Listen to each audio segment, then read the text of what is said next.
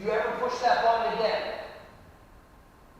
So you get to choose which elevator you want to be. When your kids push the buttons that you created, how many of you had an expectation someone was going to walk right in front of me during my keynote?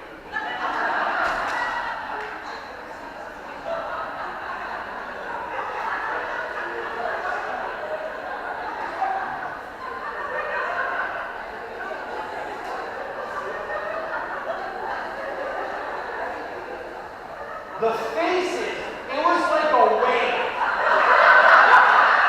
I watched everybody here and she walked, I don't care. Because I create no expectations because my purpose in life is to be happy. And no, I'm talking about how to shift your mindset to joy. And all I see is faces like this going.